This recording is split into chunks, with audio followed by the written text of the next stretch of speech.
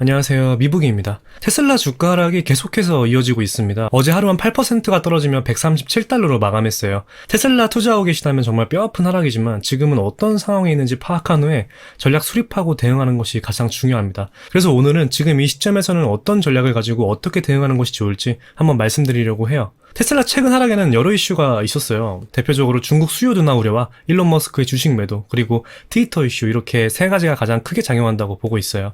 어제는 기관들의 목표 주가 하향도 있었고요. 중국 수요 둔화 우려부터 말씀드리면 상하이 공장 생산 관련해서 생산을 중단한다는 로이터발 찌라시가 있었어요. 상하이 공장 모델 Y 생산을 12월 마지막 주 중지할 것이고 12월 3주차의 모델 Y 생산은 전월 대비 30% 감산한 2만 대 수준일 것이라는 내용입니다. 물론 테슬라는 이 기사를 공식적으로는 부정하고 있지만 계속해서 있어왔던 테슬라의 수요 둔화 이슈는 연장선상에 있는 내용입니다. 일론 머스크가 테슬라 주식을 매도하고 있다는 것도 굉장히 큰 악재예요. 일론 머스크는 올해에만 총 9,420만 주, 약 230억 달러 정도의 테슬라 주식을 매도했습니다.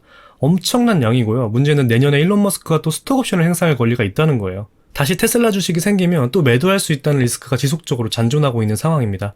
제가 이전 테슬라 영상에서도 말씀드렸던 것처럼 다시 트위터 이슈가 부각되고 있어요. 투자금융기관 오펜하이머에서 머스크 리스크를 언급하면서 테슬라 목표 주가를 하향 조정했습니다. 오펜하이머는 광고주 이탈에 따른 트위터 재정난이 머스크의 테슬라 보유 지분 처분으로 이어질 수 있고, 최근 트위터의 기자 계정 정지 등 각종 논란이 테슬라에 대한 투자 심리도 심각하게 훼손했다고 밝혔습니다. 이전까지와는 다르게 트위터로 인해 테슬라의 브랜드 자체가 심각한 훼손을 입었어요. 결국 트위터 이슈를 어느 쪽으로든 끝을 봐야 테슬라 약세가 끝나지 않을까 싶어요. 냉정하게 한번 보시면 지금 말씀드린 이슈들이 과연 해결되지 않을 문제일까요? 중국에서 현재 가격을 인하해서 팔고 있지만 판매 대수가 늘고 있지 않아서 수요 둔화가 우려된다고 하는데 올해에만 6번 가격 인상이 있었어요. 총 25% 넘게 올렸고 그거에 비해 가격 인하된 할인폭은 10%도 안 됩니다. 트위터도 지금 당장은 문제가 되고 있지만 시간이 해결해줄 문제라고 보고 있어요. 밸류에이션 측면에서도 보면 테슬라 시가총액은 현재 약 하나 560조 정도예요. 두세 달 전만 해도 1000조가 넘었습니다. 지금 시총 기준으로 보면은 내년 예상 매출의 4배 수준이고 경기 부진 우려와 고금리로 수요가 감소할 가능성이 있긴 하지만 밸류에이션은 건강한 수준이라고 할 수 있습니다.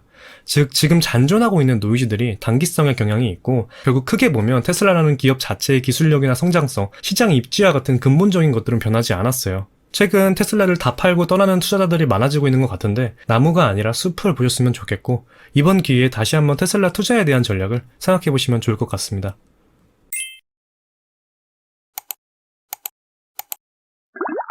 테슬라 차트 보면서 대응 기준 잡아드릴게요. 제가 가장 최근에 올린 테슬라 관련 영상은 한 11월 말쯤에 올려고 그때 사지 말라고 했습니다. 결론부터 말씀드리면 그때랑 지금이랑 대응은 좀 달라졌어요. 지금은 조금씩 모아가야 할 때라고 생각합니다. 다만 무작정 사는 게 아니라 전략적으로 하셔야 되는데 테슬라가 지금부터 딱 3개월 전 9월부터 해서 한 55%가 떨어졌어요. 하락폭이 어마어마합니다. 근데 문제는 아직 하방으로 조금 더 열려있다는 점이에요. 어디까지 열렸는지 좀 말씀을 드리면 지금 당장 일봉으로 보면 의미 있는 지지 라인을 찾기가 힘들어요. 그래서 월봉으로 말씀을 드리겠습니다. 월봉으로 보시면 여기 장기 이평선 한 120달러 수준까지는 열려 있어요. 과거 2019년에도 보시면 정확하게 지지받는 이력이 있는 중요한 라인입니다. 다시 일봉으로 돌아와서 테슬라가 여기 100달러가 깨진다 이런 말들이 많은데 개인적으로는 기업의 근본적인 문제가 발생하지 않는 이상 그 수준까지 도달은 어렵다고 보고 있어요. 현실적으로 120달러 선까지 열려있다고 보고 있고 분할로 모아가기 좋은 시기라고 생각합니다. 중요하게 봐야 될 점은 두 가지예요. 여기 이 노란색 선 20일 이동평균선이랑 이 저항 추세 보시면 됩니다. 테슬라가 이때 9월부터 해서 20일 이동평균선이 계속 저항으로 작용했어요. 그래서 여기 20일 이동평균선과 추세선을 상향 돌파해야지 상승 추세로 전환한다고 할 수 있습니다. 따라서 확실하게 상승 추세를 돌파하기 전과 후 전략은 다르다고 할 수 있어요. 만약에 테슬라에 할애할 수 있는 예수금액 비중이 100%라고 치면 지금 다 사는 게 아니라 120달러까지 열려있다고 보고 상승 추세 전환하기 전에 리스크 감소 성향에 따라서 한 30%에서 50% 정도 나눠서 매수 진행하시면 되고 돌파 확인 후에 나머지 50에서 70% 매수하는 것이 유리하다고 생각합니다. 그리고 이제 매도 기준을 어떻게 잡는 게 좋은지 말씀드리면 무작정 두세 달 전 가격인 300달러 이렇게 보지 않습니다. 트렌드를 활용하셔야 돼요. 제가 중요한 트렌드 하나 보여드릴게요. 지금 이 추세선 하나를 설정했는데 많은 저항과 지지가 있었던 매우 중요한 추세선입니다. 보시면 여기 저항으로 작용했을 때 되돌림이 나왔고요. 이후에 돌파하니까 쭉 상승 트렌드가 이어졌어요.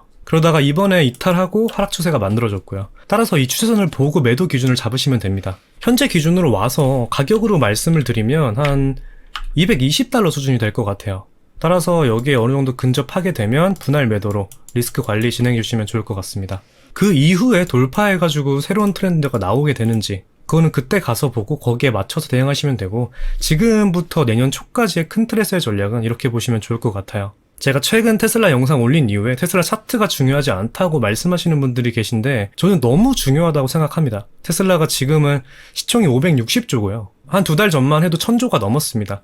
이 말은 세계적으로 많은 투자가 이루어지고 있고 투자자들의 관심 또한 엄청 높기 때문에 차트 신뢰도가 그만큼 높다고 할 수 있어요. 물론 차트를 보고 미래를 객관화할 수는 없습니다. 그렇지만 지금 상황에서 어떻게 대응하는 것이 좋을지에 대한 최소한의 실마리는 제공해준다고 생각하니까 배제하지는 않았으면 좋겠습니다. 마지막으로 현재 시장의 가장 큰 이슈인 일본은행 통화정책회의 내용 잠깐 말씀드리고 마무리할게요. 쉽게 설명드리면 일본은 30년 동안 디플레이션을 겪은 나라예요. 그래서 일본의 잃어버린 30년이라고들 많이 말하곤 하는데요. 그만큼 30년 동안 물가가 거의 안 오르다시피 했고 이런 저물가를 바탕으로 일본은 YCC 정책을 펼쳐왔습니다. 마이너스 0.1%의 금리와 무제한 양적 완화가 그 핵심 내용입니다. 10년 채권 금리의 허용 상단을 0.25%로 정해놓고 이를 상회한다면 일본은행은 무제한 채권 매입을 진행했어요. 그럼 일본이 이번 11월 CPI가 3.6%가 나오면서 40년 만에 최대폭의 물가 상승률을 보였어요. 장기간 디플레이션에 시달리던 나라조차 인플레이션을 겪고 있다 보니까 최근 일각에서는 일본이 금리 인상을 하지 않겠냐라는 말들이 많았습니다. 결국 일본은행이 통화정책회의에서 깜짝 발표를 단행했어요.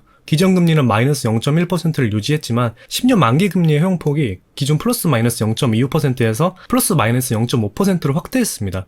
발표 이후 일본의 10년물 수익률이 큰 폭으로 상승하면서 전세계 채권 금리가 요동을 쳤습니다. 이제 일본은행의 다음 추세는 금리를 마이너스 금리에서 제로 금리로 전환하고 YCC 정책을 포기하는 것일 가능성이 높아요. 글로벌 경기와 연관성이 높기 때문에 계속 지켜보면서 말씀드릴게요. 그럼 오늘 영상 여기까지 말씀드리고 시청해주셔서 진심으로 감사드립니다. 도움이 되셨다면 구독과 좋아요 한 번씩 부탁드릴게요. 궁금하신 점이나 문의사항은 댓글 남겨주시길 바랍니다. 감사합니다.